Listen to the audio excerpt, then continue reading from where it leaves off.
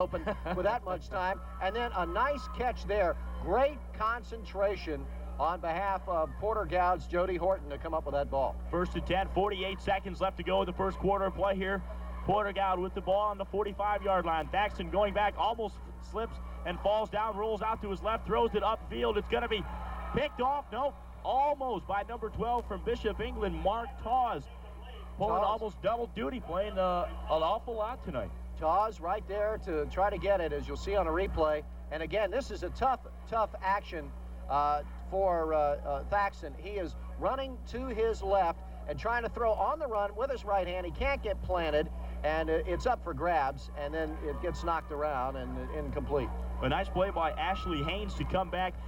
He was on offense, kind of quickly turned to defense to try to knock that ball down to keep his team's hopes alive. 34 seconds to go. Porter Gowd and Bishop England, no score yet. Porter Gowd with the ball on the 45-yard line, looking to go into the wind. Thaxton will have to throw a little bit harder to get it there. This one across the middle, close, but it'll fall to the ground. Almost picked off again by number 24 for Bishop England. That Billy Simmons almost came up with the play, but again, incomplete. Simmons, a 140-pound junior, back there in the defensive position, really getting back and making a good coverage there. Thaxton kind of at a disadvantage, having to throw into that wind, as we said, about 10, 15 miles an hour, maybe a little bit stronger. There's a look at the brain trust from Bishop England, one of the coaches, the defensive coach, I'm sure, barking out signals and encouragement to his players to try to keep them on their toes. Just 27 seconds left to go. Thaxton again with the ball. It's 3rd and 10 from the 45. This time Thaxton in trouble. He's going to be picked up and wrapped up in the backfield by a whole host of green jerseys. Paul Madden came blitzing through the middle there, and nobody touched him. And the big senior, 188-pounder, came flying through to make the tackle there.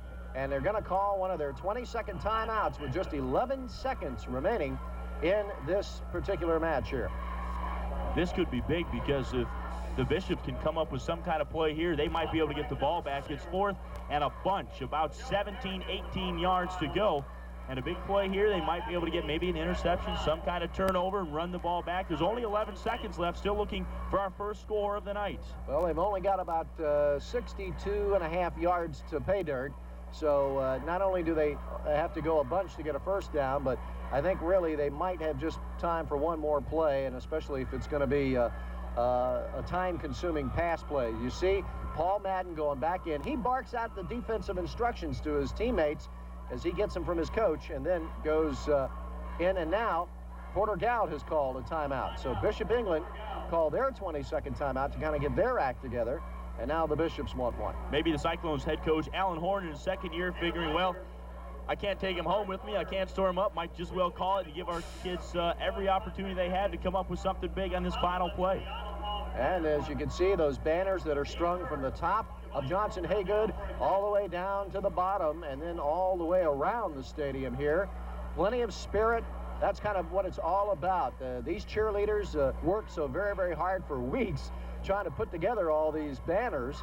And then you see the big squads out here tonight, and they are all going strong, and that's great to see. We talked about the Candy connection of Bishop England. Something we might want to point out from Porter Gowd, Alan Horn, the coach. His brother Sean coaches the First Baptist Hurricanes, so coaching in the Horn family.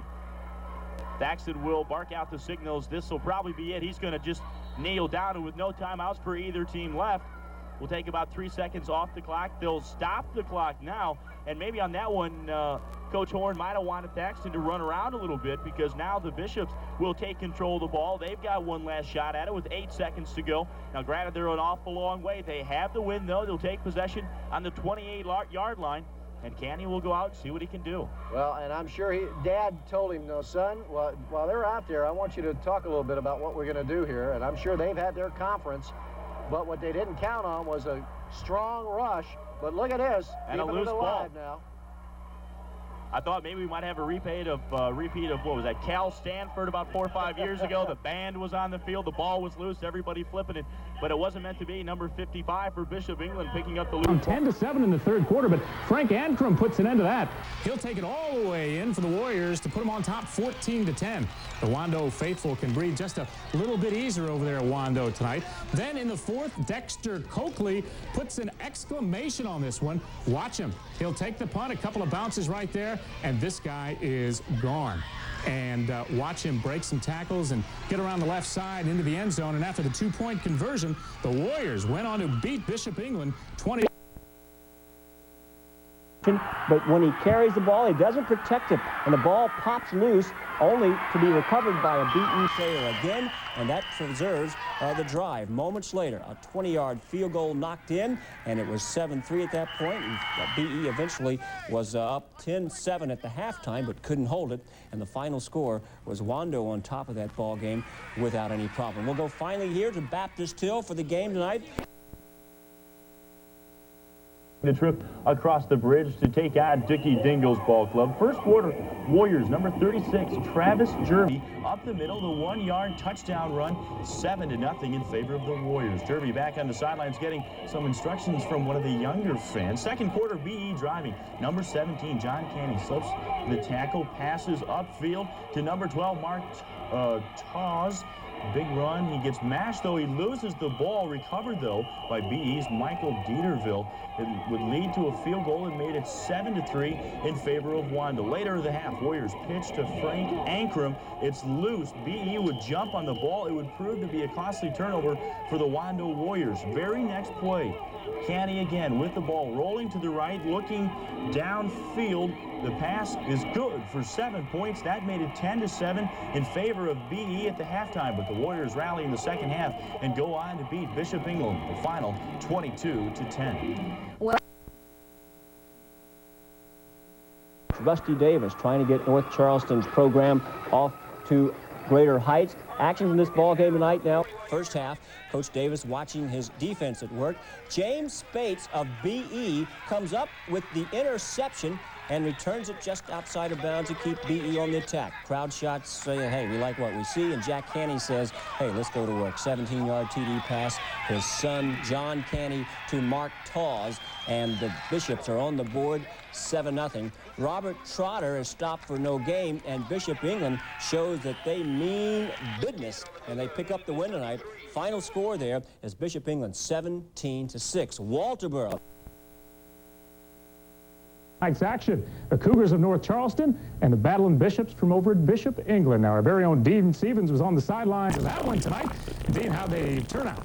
Well, I'll tell you what, Rusty Davis still looking for his first win here at North Charleston as we take a look at some of these highlights tonight. Bishop England played a tough game last week against Wando, so the Cougars certainly not taking them lightly, and no place for dogs tonight, and that's right, keep an eye on this one. It was 10-0 at the half, but the Cougars come out to play. Kendall Washington to Jody Fabian, it was 10-6. Coug strike gold again. Candy flushed out. Tyrone Moore with the interception. But the bug's been known to bite back. Washington throws the interception. Bishop England will get the ball deep down into their territory. And yes, they would go ahead and capitalize on it as James Canny would throw the touchdown pass, and the final score for North Charleston tonight, 17-6. And head coach Rusty Davis joining.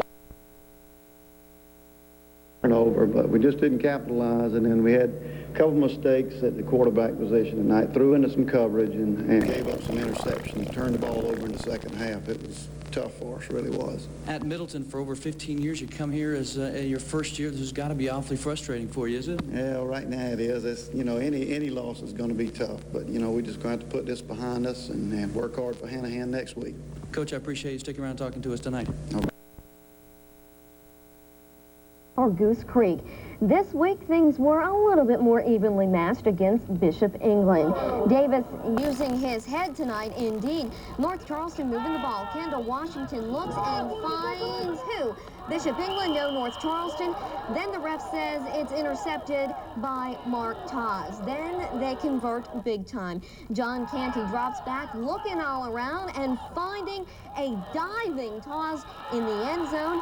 Bishop England comes up the winner over North Charleston tonight, 17-6.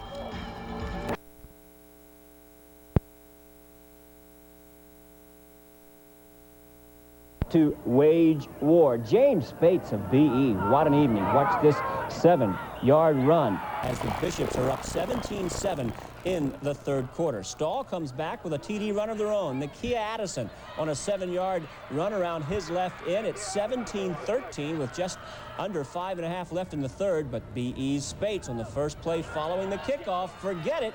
Watch the little guy get outside and show his heels to the rest of the field. 63-yard TD, and BE goes on to win it. The final was 31-21. St. John's on the giant steps. Mark Morgan takes a look at a guy who definitely proves bigger is not always better. You know, as long as he takes advantage of his build, it makes it pretty difficult to tackle somebody like that. Anybody to tackle and lock up has got to get around the body. And he's got enough shoulder lean and enough power. They're not going to get a good shot at it. They're going to have to go a little lower than they're comfortable with, and he's not going to let them have it, for one thing. James Spates is not the most imposing football player in the Low Country. He's 5 feet 5 inches, and that's small by almost anyone's standards. But he was standing tall against Stahl last Friday night, a school record 258 yards rushing, plus 3 touchdowns. This from a guy who still frequently hears short jokes. Can't see over the line and stuff like that, and it's short jokes, you know. I get it all the time in school, too. What would be one of the short jokes at school that you would get just off the top of your head? That most of the girls are taller than me. James has found that bigger doesn't always mean better. Joe Morris. Everybody's complaining about his height. I was just watching him, you know. He's pretty good, you know.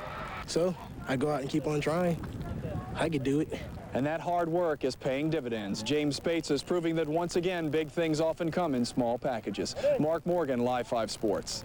All right, a couple of...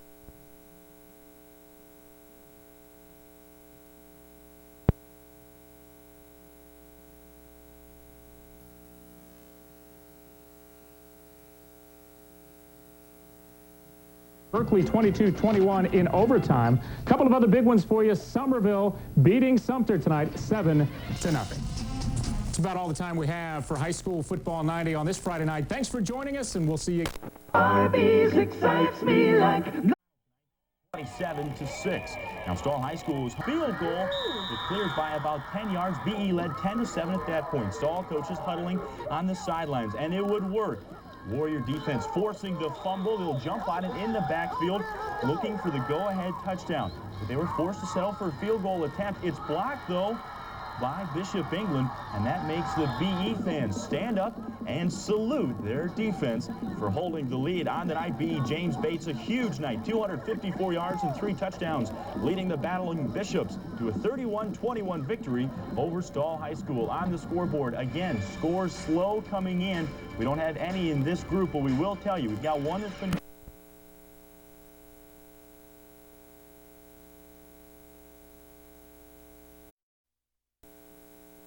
As they really were up early 20-6, and Billy Simmons with this 10-yard run early in the third quarter to show that Bishops would be going for more.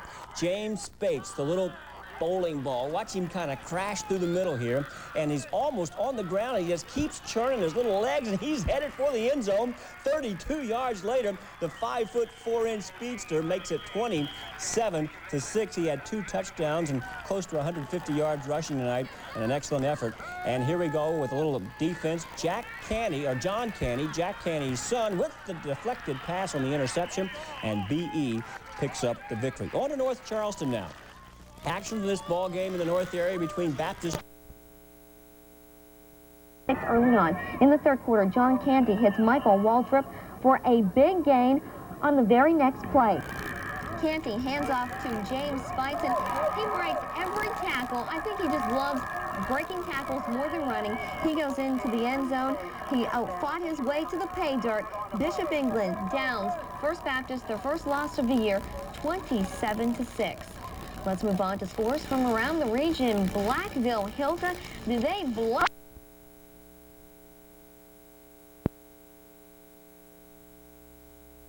against North Myrtle Beach, and the Bishops would continue on a roll tonight as good Coach Canty over there trying to keep things rocking and rolling for Bishop England. Let's go right to the highlights. That's Stephen Blanchard breaking up the North Myrtle Beach pass. Great defense in the secondary. A little bit later, Mark Taw says, hey, let him pass the ball because I know what I can do with it, as he throws up the duck right there.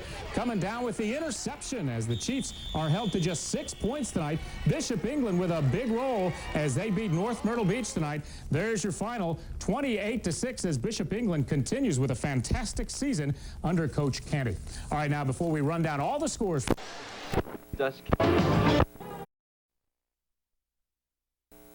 they make the first mistake. The punt is bobbled, which puts the Chiefs deep inside the Bishop territory. And on the very next play, Robbie Adams on the sneak draw play to Anthony Gore. Touchdown, 6-0 Chiefs. The battling Bishops battle back. John Canty goes up top to Mark Taws.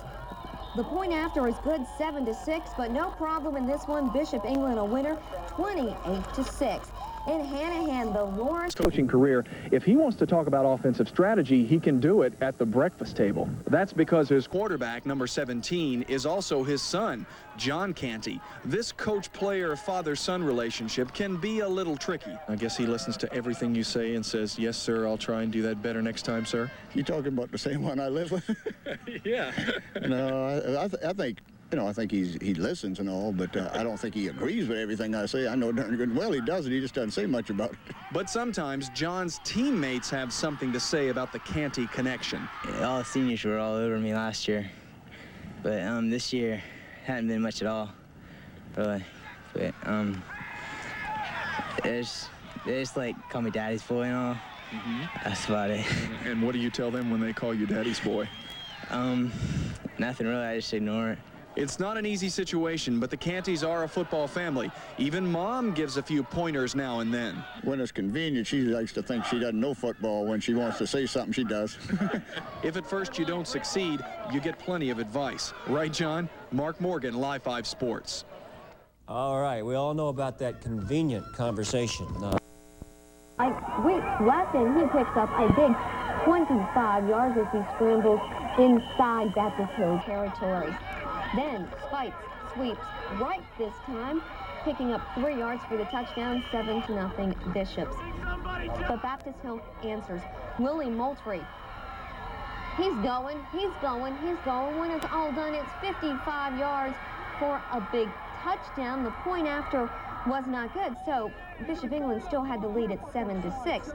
Then it's the old trickaroo by the Bishops. A fake field goal. The pass up to Spikes. He is in for the open field and goes in for the touchdown, 20 yards, 14-6. Bishop England at this point, they go on to rout Baptist Hill 34-14. Scores from around the region. We're going to bypass these two.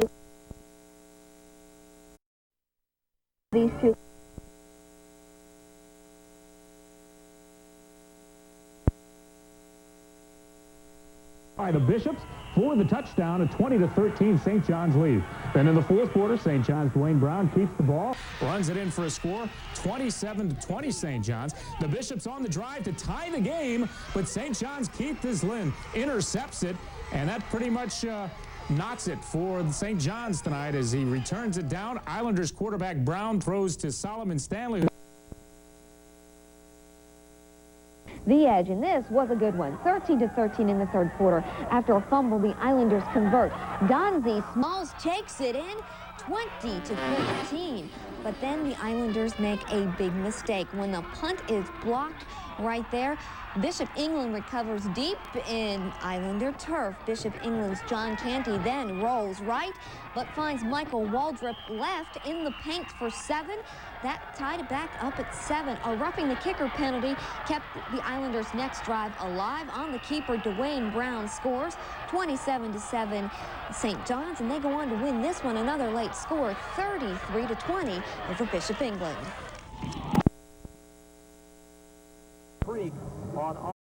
But sometimes you get lucky.